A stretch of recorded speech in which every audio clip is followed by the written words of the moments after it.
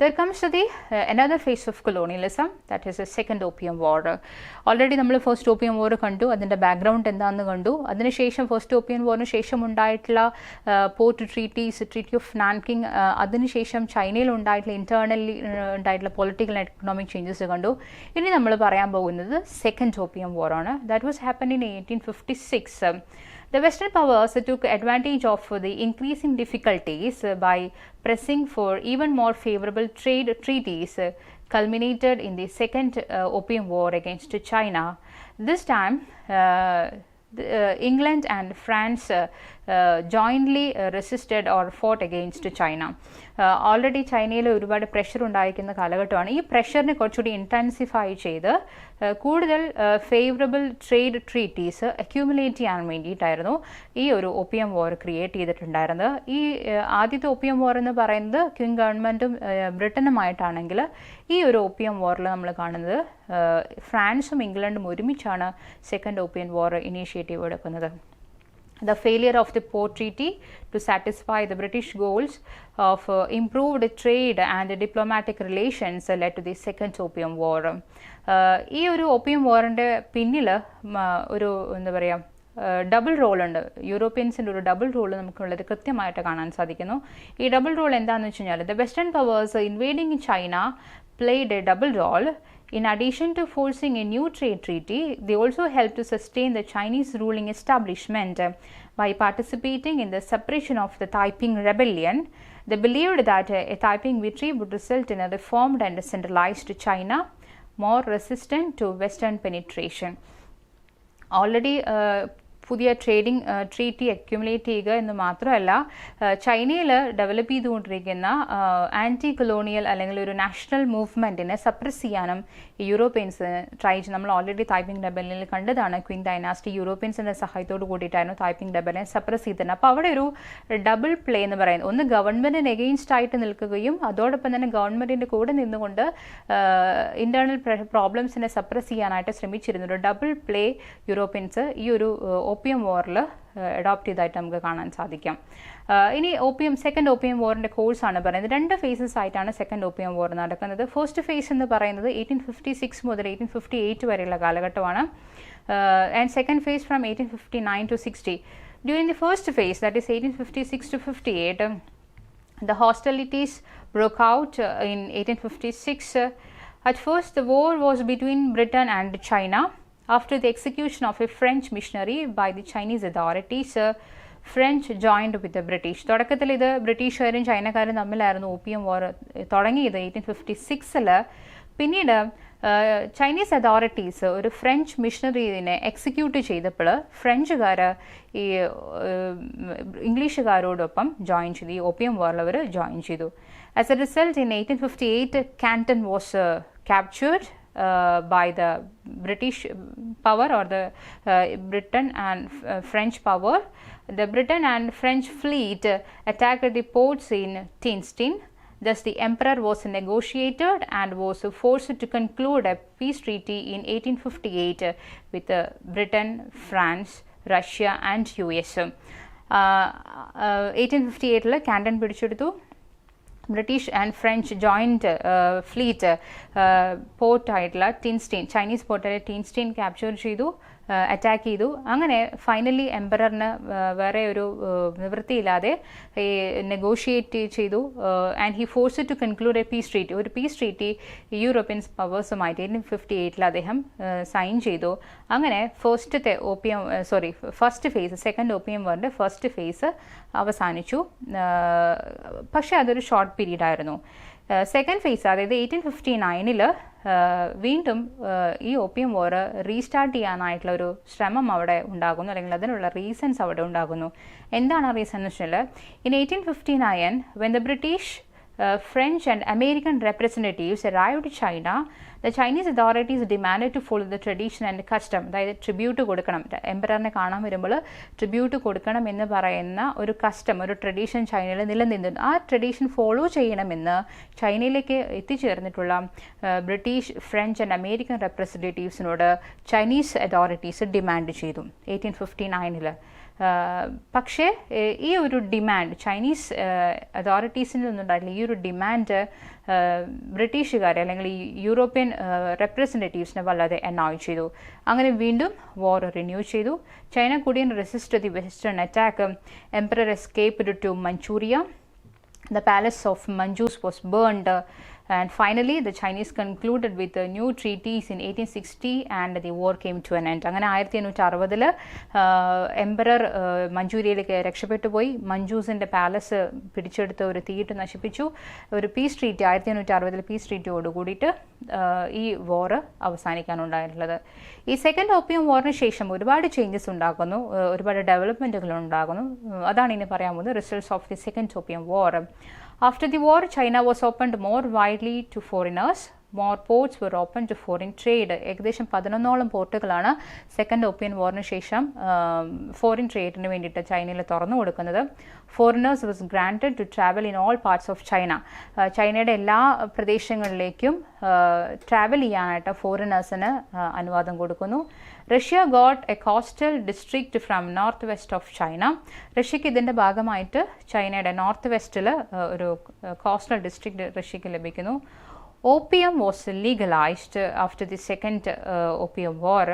Protection of life and property of Christian missionaries became the duty of the Chinese government.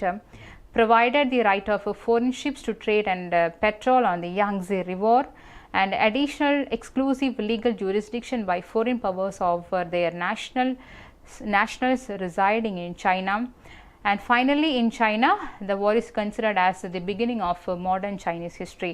അങ്ങനെ ഒരുപാട് changes ഉണ്ടാകുന്നു. Opium legalise ചെയ്യുന്നു. കൂടുതൽ European powers ചൈനയിലേക്ക് കടന്നു വരാൻ തുടങ്ങുന്നു. കൂടുതൽ യൂറോപ്യൻ പവേഴ്സിന് ചൈനയിലെ സെറ്റിൽമെൻറ്റുകളും പൊസിഷൻസും ഉണ്ടാകുന്നു. ക്രിസ്ത്യൻ മിഷണറീസിനും അതുപോലെ തന്നെ അവിടെ താമസിക്കുന്ന ഫോറിനേഴ്സിനും സിറ്റിസൺഷിപ്പ് പ്രൊവൈഡ് ചെയ്യപ്പെടുന്നു. അതുപോലെ തന്നെ യാങ്സി റിവറിലേക്ക്, ചൈനയിലെ വളരെ പ്രധാനപ്പെട്ട റിവറാണ് യാങ്സി റിവറിലേക്ക് ട്രേഡിന് വേണ്ടിയിട്ട് അത് ഓപ്പൺ ചെയ്യുന്നു. കൂടുതൽ ഫോറിൻ ഷിപ്പുകൾ യാങ്സി റിവറിലേക്ക് എത്തുന്നു. അങ്ങനെ ഒരുപാട് മാറ്റങ്ങൾ അല്ലെങ്കിൽ ഒരുപാട് പൊളിറ്റിക്കൽ പ്രഷേഴ്സ് ചൈനയിൽ സെക്കൻഡ് ഓപ്പിയം വാറോട് കൂടിയിട്ടുണ്ടാകുന്നു. ആൻഡ് ദിസ് പൊളിറ്റിക്കൽ പ്രഷേഴ്സ് ൻ്റെ ഭാഗമായിട്ട് ചൈനയിൽ മോഡേണൈസേഷൻ ഉണ്ടാകുന്നു. ഇവിടെ നിന്നാണ് ചൈനയിൽ മോഡേൺ ഡെവലപ്മെൻറ്റ് അല്ലെങ്കിൽ ചൈനയുടെ മോഡേൺ ഹിസ്റ്ററി ആരംഭിക്കുന്നത് ഈ സെക്കൻഡ് ഓപ്പിയം വാറോട് കൂടിയിട്ടാണെന്നാണ് പറയുന്നത്. പോസ്റ്റ് വാർ ഓപ്പിയം വാറിൽ ഓപ്പിയം വാറിന് ശേഷം ഉണ്ടായിട്ടുള്ള പ്രധാനമായിട്ടുള്ള മാറ്റങ്ങളാണ് നമ്മൾ കാണാൻ പോകുന്നത്. ഒരുപാട് ട്രീറ്റീസ് സൈൻ ചെയ്യുന്നു. ഇതിൻ്റെ ഭാഗമായിട്ട് China was open to more western powers to trade. And അവരുടെ സ്വാധീനം ചൈനയുടെ ഇൻറ്റീരിയർ പാർട്ടുകളിലേക്ക്, ആദ്യം കോസ്റ്റൽ റീജിയൻസിലായിരുന്നുവെങ്കിലും പിന്നീട് ചൈനയുടെ ഉൾഭാഗങ്ങളിലേക്ക് വെസ്റ്റേൺ പവേഴ്സിൻ്റെ സ്വാധീനം എത്തുന്നു. More and more western powers including Germany, Italy, Denmark, Netherlands, Spain, Belgium, Australia, Hungary തുടങ്ങിയുള്ള ധാരാളം ഫോറിൻ പവേഴ്സ് ചൈനയിലേക്ക് വരിക മാത്രമല്ല അവർ ചൈനയുമായിട്ട് ട്രേഡിംഗ് ട്രീറ്റീസ് സൈൻ ചെയ്യുകയും ചെയ്തു. By the beginning of the 20th century, about 90 Chinese ports were open to foreign control. ഏകദേശം 90ഓളം ചൈനീസ് പോർട്ടുകളാണ് ചൈനയിൽ തുറന്നു കൊടുക്കുന്നത് ഈ ഫോറിൻ ട്രേഡിന് വേണ്ടിയിട്ട്.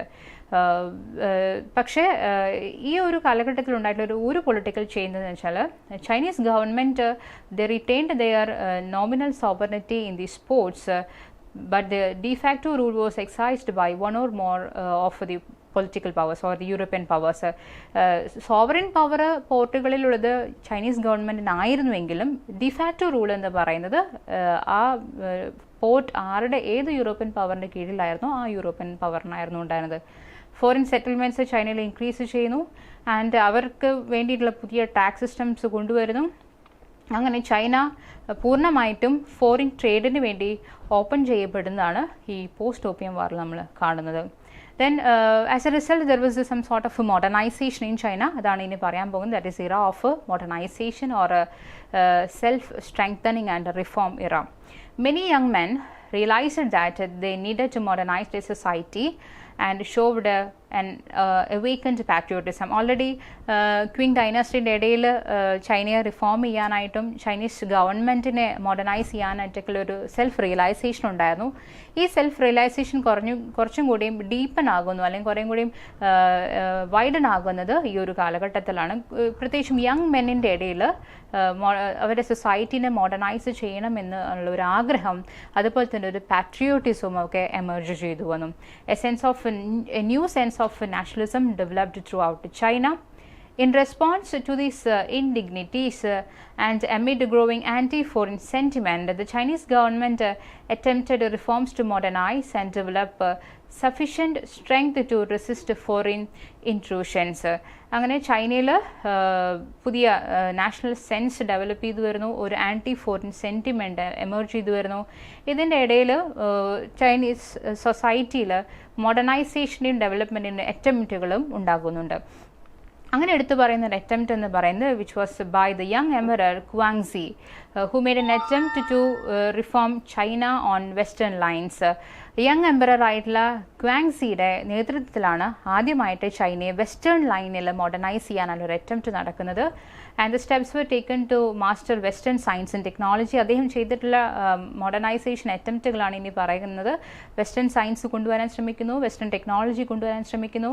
And imperial university and a system of schools were established for teaching Western knowledge, attempt to modernize the military and shipping and railroads, then erect shipyards and build a more effective army and navy.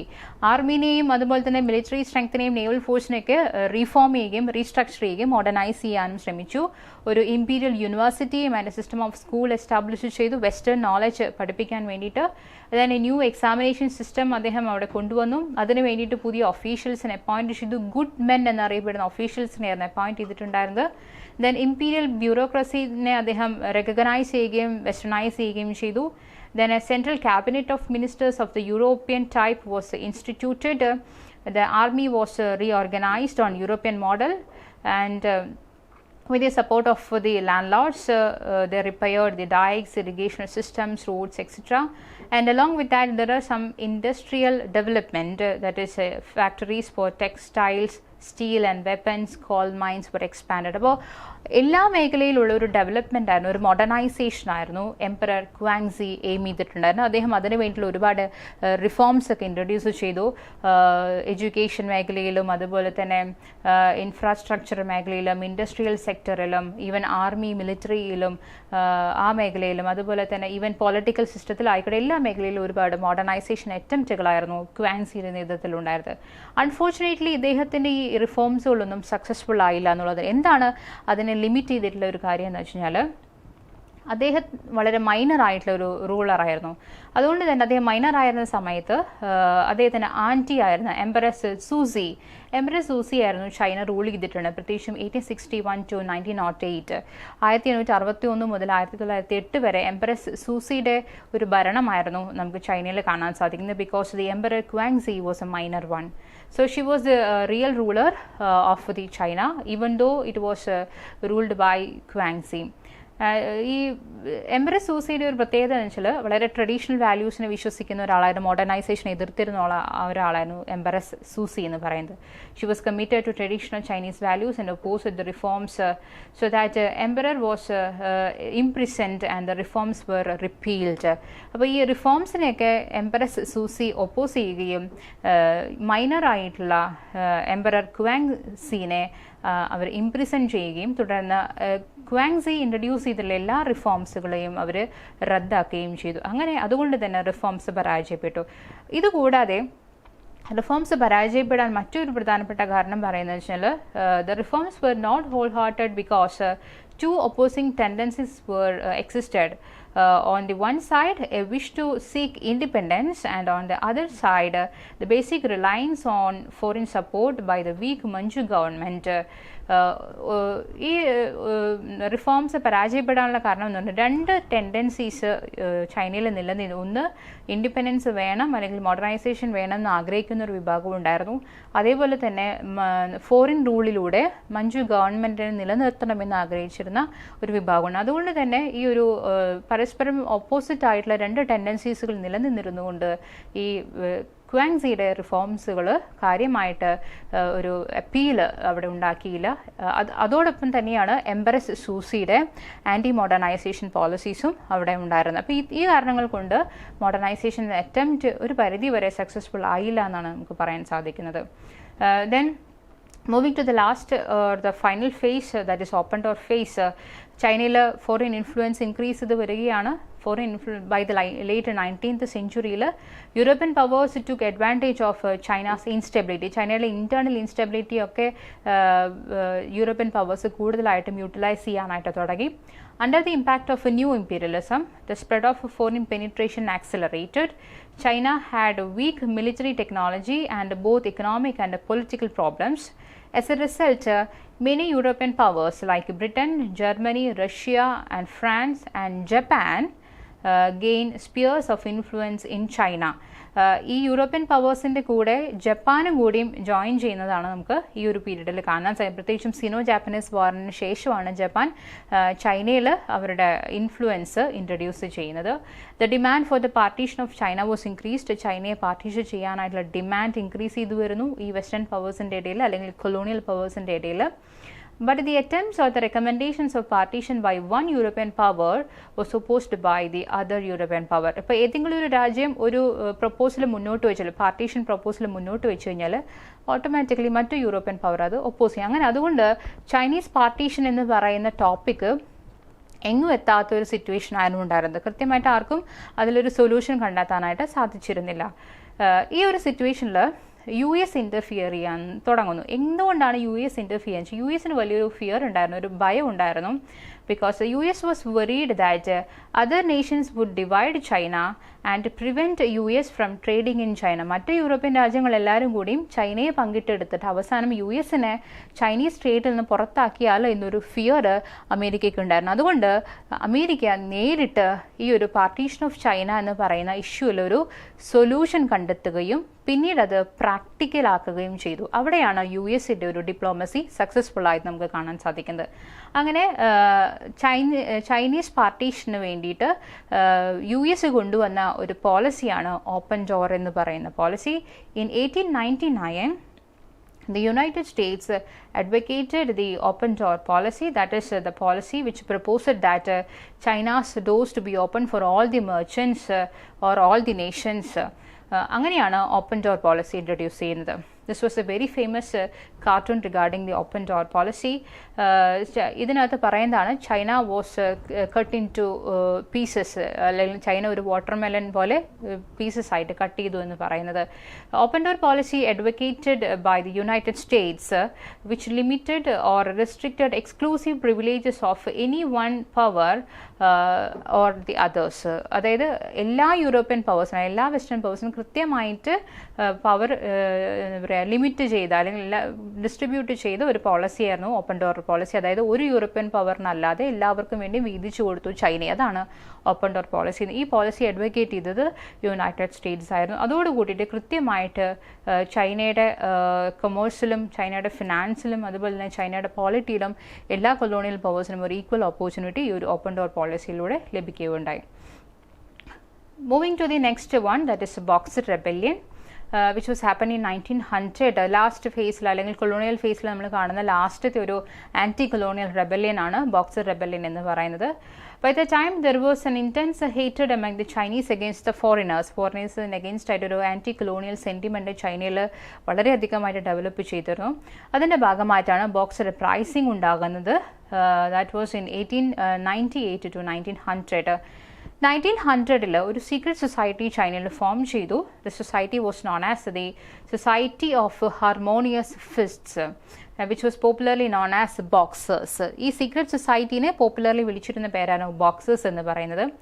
And the launch an attempt to drive the foreign devils out of China. ചൈനയിൽ നിന്നും foreign പവേഴ്സിനെ പുറത്താക്കാനായിട്ട് ഒരു attempt ആയിരുന്നു Boxers എന്ന് പറയുന്ന secret society launch ചെയ്തിട്ടുണ്ടായിരുന്നത്. They attacked the special privileges granted to foreigners and Chinese Christians, surrounded European sections of Beijing, shouting death to the foreign devils, and attacked and massacred the Europeans and the Christian missionaries. അങ്ങനെ Boxers അവരുടെ എന്താ പറയുക rebellion launch ചെയ്തു. ഈ റെബല്യൻ്റെ ഭാഗമായിട്ട് ക്രിസ്ത്യൻസിനെയും ഫോറിനേഴ്സിനെയൊക്കെ അവർ attack ചെയ്തു. ബെയ്ജിങ്ങിനെ അവനെ surround ചെയ്തിട്ട് ഡെത്ത് ഓഫ് ഫോറിൻ ഡെവിൾസ് എന്ന് അവർ ഉറക്കെ ഷൗട്ട് ചെയ്യാൻ തുടങ്ങി. അതിനെ തുടർന്ന് അവിടെ ഒരു മാസാക്കർ ഉണ്ടായി. ധാരാളം യൂറോപ്യൻസിനെയും അതുപോലെ തന്നെ ക്രിസ്ത്യൻ മിഷണറീസിനെയും അവർ കൊന്നുകളഞ്ഞു. And the rebellion reached its climax in Peking in 1900. പെക്കിങ്ങിലാണ് റെബല്യൻ അതിൻ്റെ ക്ലൈമാക്സിലേക്ക് എത്തുന്നത് 1900-ൽ. അങ്ങനെ റെബല്യൻ വളരെ വയലൻ്റ് ആയപ്പോൾ there was a joint attack. There was an international military expedition to China. ചൈനയിലേക്കൊരു ഇൻ്റർനാഷണൽ മിലിറ്ററി എക്സ്പെഡീഷൻ വന്നു. It's was a joint attack. അതൊരു ജോയിൻ്റ് അറ്റാക്ക് ആയിരുന്നു. It's a joint attack from Britain, France, Germany, Austria, Italy, Russia, Japan and US. ഇത്രയും colonial powers ഒരുമിച്ചാണ് ഈ ഒരു റെബല്യനെ suppress ചെയ്യാൻ വേണ്ടിയിട്ട് ഒരു മിലിറ്ററി അറ്റാക്ക് പ്ലാൻ ചെയ്തിട്ടുണ്ടായിരുന്നത്. Chinese troops were defeated. വളരെ ഈസിലിയാണ് ചൈനീസ് ട്രൂപ്സിനെ അവർക്ക് പരാജയപ്പെടുത്താനായിട്ട് സാധിച്ചത്. And the Chinese troops were defeated in 1901. Empress സൂസി ആയിരുന്നു അന്ന് ചൈന ഭരിച്ചുകൊണ്ടിരുന്നത്. She compelled to sign the peace treaty and she had to pay a huge war indemnity. ഒരു വലിയൊരു വാർ കോമ്പൻസേഷൻ കൊടുക്കുകയും അങ്ങനെ ഒരു പീസ് ട്രീറ്റി സൈൻ ചെയ്ത് ചൈനയിൽ ആ റെബല്യൻ അവർ അതോടുകൂടിയിട്ട് അവസാനിച്ചു. After the boxer rebellion the Chinese nationalism grew and the Chinese became determined to reform. അങ്ങനെ ബോക്സർ റെബല്യന് ശേഷം വീണ്ടും ചൈനീസ് നാഷണലിസത്തിൽ ഒരു ഡെവലപ്മെൻറ്റ് ഉണ്ടാകുന്നു. മോഡേണൈസേഷനിലേക്കും ഒരു ഡെവലപ്മെൻറ്റ് ഉണ്ടാകുന്നു. ഈവൻ എംപറസ് സൂസിക്ക് പോലും ഒരു സെൽഫ് റിയലൈസേഷൻ ഉണ്ടാകുന്നു, ചൈന കുറേയും കൂടി മോഡേണൈസ്ഡ് ആക്കണമെന്ന്. അങ്ങനെയാണ് ചൈനീസ് കൊളോണിയലിസത്തിൻ്റെ ലാസ്റ്റ് ഫേസിലേക്ക് എത്തുന്നത്.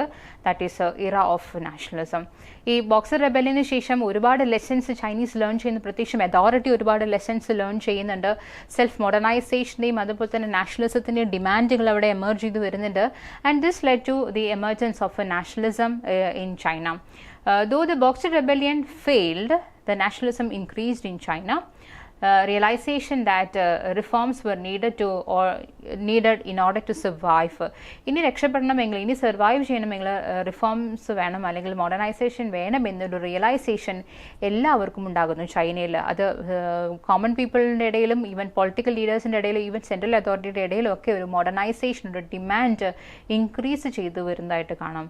Western education was introduced. അതിൻ്റെ ഭാഗമായിട്ട് വെസ്റ്റേൺ എഡ്യൂക്കേഷൻ ഇൻട്രൊഡ്യൂസ് ചെയ്യുന്നു. പക്ഷേ ഇത് ചൈനയിലെ റാഡിക്കൽസിനെ സാറ്റിസ്ഫൈ ചെയ്തില്ല. സെൻട്രൽ ഗവൺമെൻറ് ഇൻട്രൊഡ്യൂസ് ചെയ്തിട്ടുള്ള റിഫോംസ് ഒന്നും ചൈനയിലെ റാഡിക്കൽസിനെ സാറ്റിസ്ഫൈ ചെയ്യാൻ തക്ക ഒരു റിഫോംസ് ആയിരുന്നില്ല. They felt that Chinese regeneration will be possible only after the overthrow of Manchu dynasty. അവർക്ക് തോന്നി മഞ്ചു ഡൈനാസ്റ്റിനെ പുറത്താക്കി കഴിഞ്ഞാൽ മാത്രമേ ചൈനയിലെ യഥാർത്ഥത്തിലുള്ളൊരു മോഡേണൈസേഷൻ ഉണ്ടാകുള്ളൂ എന്ന് ചൈനീസ് റാഡിക്കൽസിന് ഫീൽ ചെയ്തു. അങ്ങനെ മഞ്ചു ഡൈനാസ്റ്റിനെ ഒരു റെബല്യനിലൂടെ പുറത്താക്കുക എന്നുള്ളതാണ് അവരുടെ ലക്ഷ്യമെന്ന് അവർ സ്വയം തീരുമാനിക്കുകയും ചെയ്തു. By the early 1900s, reformers created a constitutional monarchy and some even called for a republic. അങ്ങനെ അതിൻ്റെ ഭാഗമായിട്ട് മഞ്ചു ഡൈനാസ്റ്റിക്ക് എഗെയിൻസ്റ്റ് ആയിട്ട് 1900-ൻ്റെ തുടക്കത്തിൽ ഒരു കോൺസ്റ്റിറ്റ്യൂഷണൽ മൊണാർക്കി അവിടെ ഫോം ചെയ്യപ്പെടുകയും അതിന് റിപ്പബ്ലിക് എന്ന് പേരിടുകയും ചെയ്തു. In 1911, a rebellion, that is a Republican rebellion, was organized under these radicals, which finally led to the overthrow of the Qing dynasty. അങ്ങനെ 1911 സംഭവിച്ചില്ല റിപ്പബ്ലിക്കൻ റെബല്യൻ്റെ ഭാഗമായിട്ട്, റിപ്പബ്ലിക്കൻ റെവല്യൂഷൻ്റെ ഭാഗമായിട്ട് മഞ്ചു ഡൈനാസ്റ്റിനെ ഓവർത്രോ ചെയ്തു. Warlords and military leaders emerged to capture the power along with the attempt by Japan in the North China. അപ്പോൾ Manju ഡൈനാസ്റ്റിനെ overthrow ചെയ്തതിന് ശേഷം പിന്നെ കാണുന്ന ഒരു കാബൂസിൻ്റെ കാലഘട്ടമാണ്. വാർലോഡുകൾ എമർജ് ചെയ്തു വരുന്നു, അതുപോലെ തന്നെ മിലിറ്ററി ലീഡേഴ്സ് എമർജ് ചെയ്തു വരുന്നു ചൈനയുടെ പവർ പിടിച്ചെടുക്കാൻ വേണ്ടി. ഈ സമയത്താണ് നോർത്തേൺ പാർട്ടിൽ ജപ്പാൻ്റെ ഒരു അധികാരം ഉണ്ടാകുന്നു, ജപ്പാൻ കടന്നാക്രമണം ഉണ്ടാകുന്നു. ജപ്പാൻ നോർത്തേൺ ചൈനയുടെ കുറേ ഭാഗങ്ങളൊക്കെ പിടിച്ചെടുക്കുന്നതും ഈ ഒരു കാലഘട്ടത്തിലാണ്. A republic was set up under Sun Yat-sen, who advocated the three principles of the people, that is nationalism, democracy and livelihood. ഈ ഒരു കാലഘട്ടത്തിലാണ് റിപ്പബ്ലിക്കൻ ഗവൺമെൻറ് സെറ്റപ്പ് ചെയ്യുന്നത്. സൺ യാറ്റ് സെന്നിൻ്റെ നേതൃത്വത്തിൽ. അദ്ദേഹം നാഷണലിസത്തെയും ഡെമോക്രസീനെയൊക്കെ സപ്പോർട്ട് ചെയ്തിരുന്ന ആളായിരുന്നു. And he was named as the first president of a Chinese Republic, New Chinese Republic. And അദ്ദേഹത്തിൻ്റെ ഒരു national party, that is Kuomintang party, form ചെയ്യപ്പെടുന്നു. പിന്നീട് ചൈനയിലെ നാഷണലിസത്തിൻ്റെ ഡെവലപ്മെൻറ്റ് കാണുന്നത് ഈ കുമിങ്താങ് പാർട്ടിയുടെ നേതൃത്വത്തിലാണ്, അല്ലെങ്കിൽ സൺ യാറ്റ് സെൻ്റെ നേതൃത്വത്തിലാണ് ചൈനയിലെ നാഷണലിസം ഡെവലപ്പ് ചെയ്തു വരുന്നു. ദെൻ അതിനുശേഷം 1921 ചൈനയിലെ കമ്മ്യൂണിസ്റ്റ് പാർട്ടി ഫോം ചെയ്യുന്നു.